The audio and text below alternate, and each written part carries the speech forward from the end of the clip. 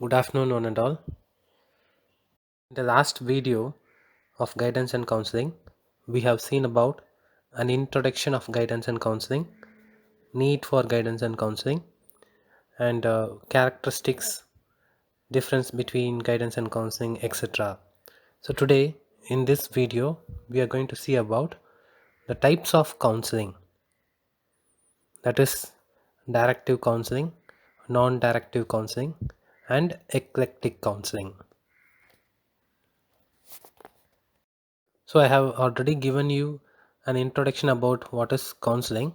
So counseling is a scientific process of assistance extended by an expert in an individual situation to a needy person. So counseling should be given for a needy person when he or she is in some problem. Okay, so counseling involves relationship between two persons in which one of them attempts to assist the other in an organized way. Okay, so when it comes to counseling, it involves two person. One is the counselor and the other one is the client. So the client will be seeking some assistance from the expert who is the counselor. So it can be for any reason. So for example, it can be for happiness, it can be for adjustment, it can be for self actualization, it can be for your improvement in academics or in your life, etc. It can be for any reason. So counseling is a scientific process, and when it comes to guidance, it is not a scientific process, but counseling is a scientific process. Why? Because when you are going to give a counseling, so you should be an expert in that particular area. For guidance you may not be an expert, but when it comes to counseling, you should be an expert for providing counseling. So that's why it is called as a scientific process. Why? Because it contains lots of process in it.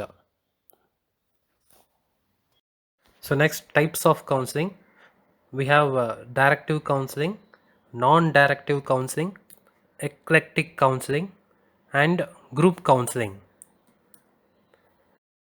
The first counseling is directive counseling. This directive counseling is also called as prescriptive counseling. Its chief exponent is Williamson, and it is a counselor centered approach. The counselor directs the client to take steps in order to resolve his problem, and it is based on the assumption that the client cannot solve his problems on his own. So the counselor is very important in this directive counseling. Okay, and it gives more importance to intellectual aspect other than emotional aspect. So when you say prescriptive counseling, from the name itself you can come to the point that the counselor is very important. So the counselor prescribes something for the client so that the client's problem can be rectified. Okay, so here in directive counseling, the counselor is very important. The counselor suggests something or some methods to the client. The client has to follow it carefully to solve his problem. Next is steps involved in directive counseling. Williamson has given 6 steps which is involved in directive counseling, which are analysis, synthesis, diagnosis, prognosis, counseling, and follow up. So what is analysis? So when counseling is given, the counselor will listen to the client's problem carefully, and after listening to the client's problem, the counselor has to understand the client's information and it has to be analyzed. Analyzed means the problems of the client from the beginning to the end should be analyzed. Then next is synthesis. So data which are collected from the client should be summarized and organized to understand the client's strength, weakness, and adjustment. So after analyzing the data of the client, it has to be synthesized. So what are all the positive things from the client, what are all the negative things from the client, which can be adjusted to the client. So those things should be synthesized. And next is diagnosis. So diagnosis is nothing but drawing conclusions about the nature and cause of the client's problem. So we have to come to a point, because of this happens, so like that we have to draw some conclusions from the client's information. Next, prognosis. So prognosis nothing but we have to, as the as a counselor, we have to predict the future's development of the client's problem. So we have to prognosis something prognosis means we have to predict. So if you give some suggestions like this may happen to the client. So like that we have to predict. That is prognosis.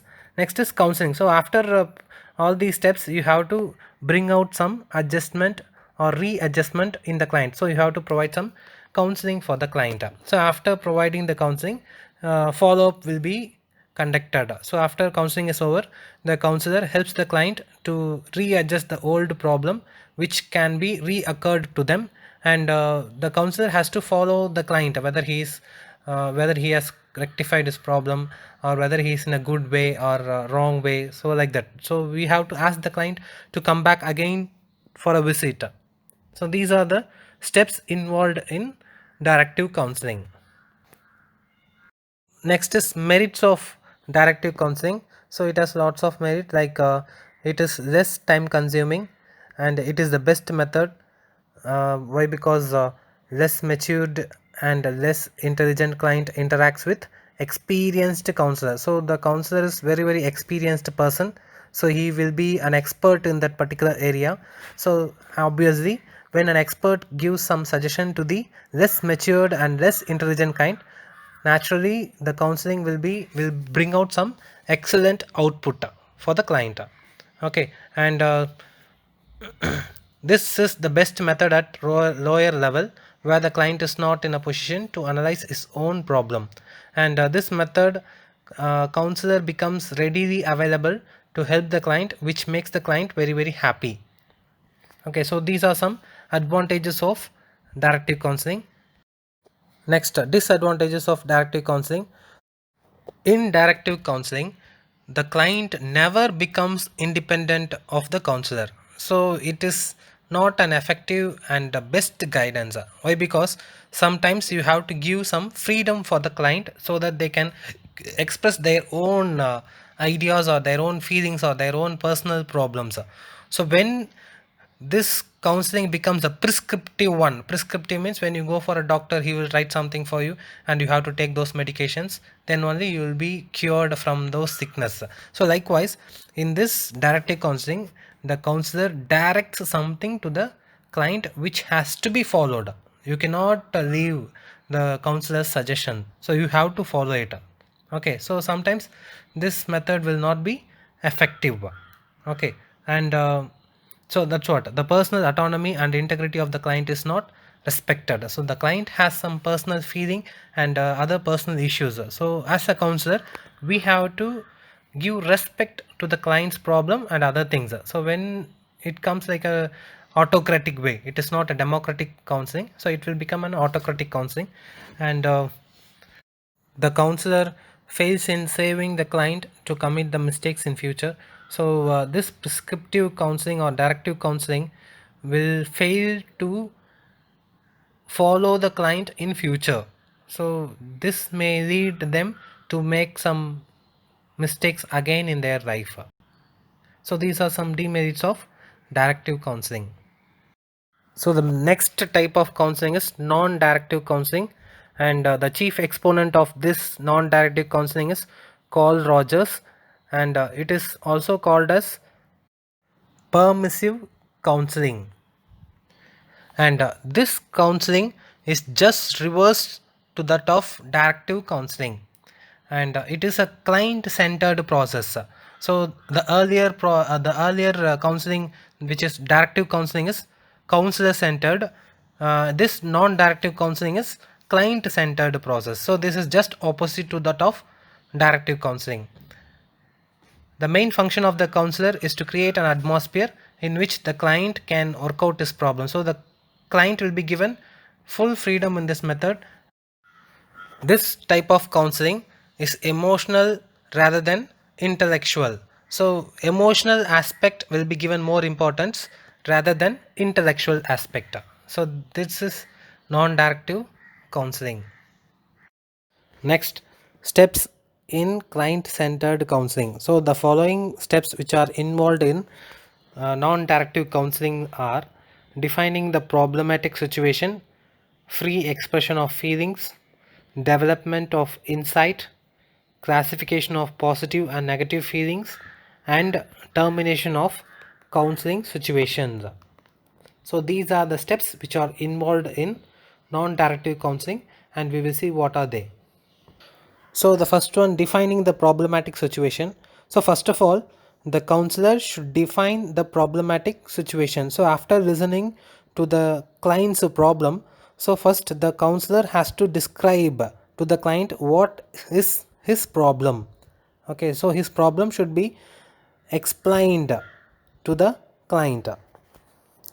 So the second one is free expression of feeling. So after the counselor explains or defines the problems to the client, so the client is expected to express his feelings freely to the counselor about the problem. So after explaining what are these problems, next the client has to express his feeling based on the problem. So the third one is development of insight. The counselor goes on thinking about the client's new feelings along with the development of client's insight. So when you describe something about the problem, the client will think about the problem which he had earlier, and when what the counselor is describing about the problem, and what will happen if we follow the counselor's advice. So such kind of insight will be happen for both the counselor as well as the client. So what is the problem, and if we listen to the counselor's words, what will happen in the future. So such kind of insight will be happen for both the counselor as well as the client. Next is classification of positive and negative feeling. So after the free expression of feelings by the client, the counselor identifies his negative and positive feelings, and he classifies them. So after listening to the client's full information, the counselor will be telling that these are the positive feelings you have and these are the negative feelings you have. So if you have such feelings, these kind of problems will come. If you have such feelings, these kind of problems will come. So the counselor will differentiate both the positive feelings as well as the negative feelings of the client.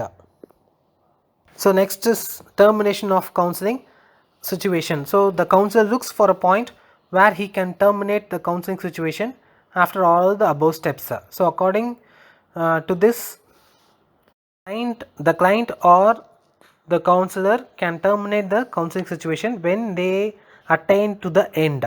When they attain to the end. So these are the steps involved in non-directive counseling. Next, advantages of non-directive counseling.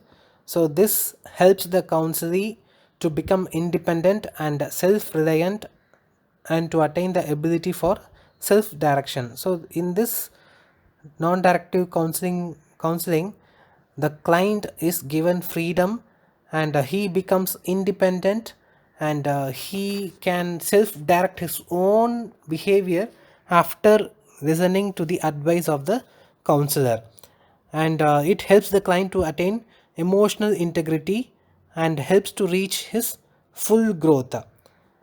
Okay, so it helps the client to attain emotional integrity. So when the counselor is telling both the positive and negative aspects, naturally he becomes emotionally integrated.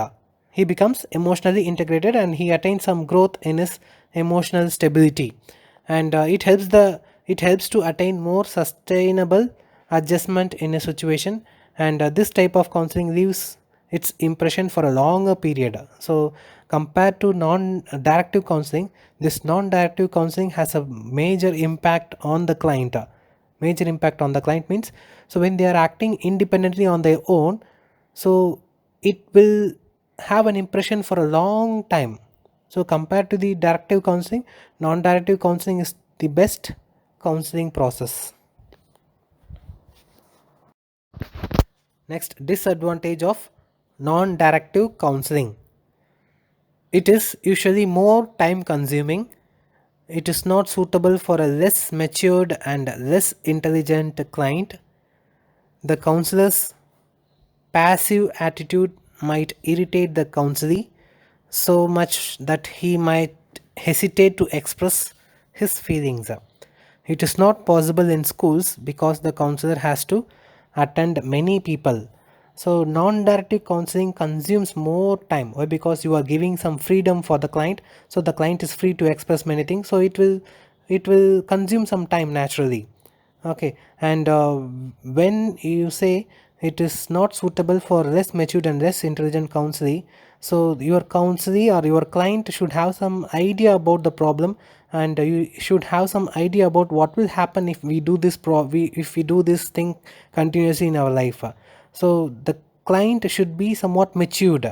An innocent client or cannot be provided guidance, cannot be provided counseling, and it is not possible for schools. Why? Because the counselor has to attend so many students. So as this is a non-directive counseling and the client has full freedom in this counseling, you cannot give many time for the client, and it is not advisable to have it in schools.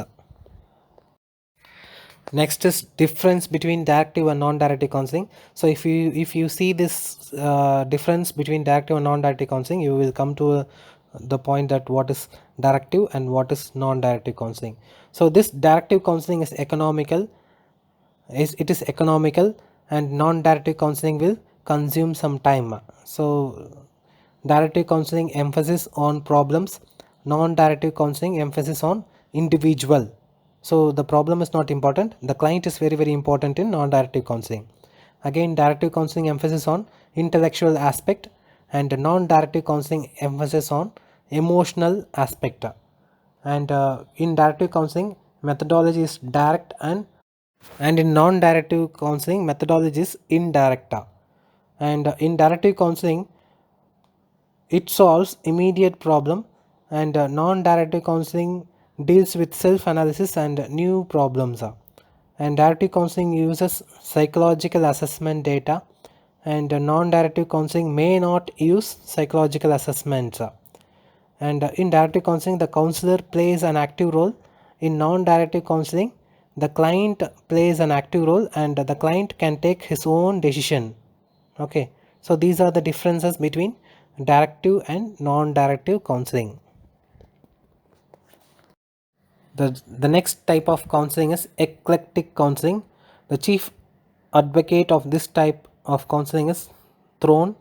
And eclectic counseling is a type of counseling which is neither counselor centered nor client centered, but it is a combination of both. So when you say eclectic counseling, it is a combination of both directive counseling and non-directive counseling. Okay, so here the counselor is neither too active as in directive counseling nor too passive as in non-directive counseling, but follows the middle course. So here the counselor will not be active and also will not be passive. So he will follow some certain principles where he has to speak and where he has to listen to the client. So here the counselor is not very very important, and the counselor is not least important. So the counselor is important in a way, and the counselor is least important in another way. So we cannot say that the counselor is very important, the client is least important. So yeah, both of them are important in this method. So characteristics of eclectic approach. Methods of counseling may change from client to client or even with the same client from time to time. And it is highly flexible. Freedom of choice and expression is to open to both counselor and the counselee. Experience of mutual confidence and faith in the relationship or basis. So this method of counseling may change from client to client or even with the same client from time to time. So you cannot expect that the method of counseling will be the same for all the client. So it will be differing for one client to the other client. And if I go for the counseling for the first sitting, and I will have a method of counseling by the counselor. And if I go for the second sitting, I may have another kind of counseling by the same counselor. So you cannot expect the same kind of counseling from the counselor for you whenever you go for the counselor. So it depends on the time, it depends on the problem, and depends on the person who's providing guidance to you. So it depends on the thing. Okay, we cannot expect the same thing from the client. So, and it is highly flexible means the counselor can do anything. It can be in a flexible way, and the freedom is given for both the counselor as well as the client. So both of them can express anything at any time. And sometimes it develops some mutual confidence and relationship between both the client and the counselor, so that the problem can be easily solved.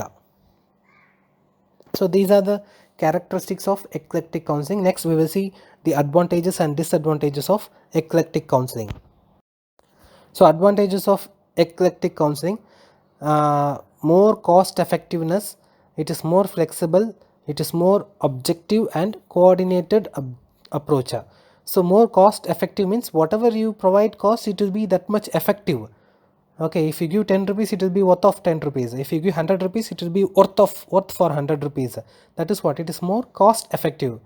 And more flexible. So more flexible in the sense, yeah, eclectic. You can use directive counseling at a time or non-directive counseling at a time. So that's why it is flexible. You can use both the technique, and it is more objective and coordinated approach. So these are the few advantages of eclectic counseling. And the disadvantages of eclectic counseling are, it requires more skilled counselor.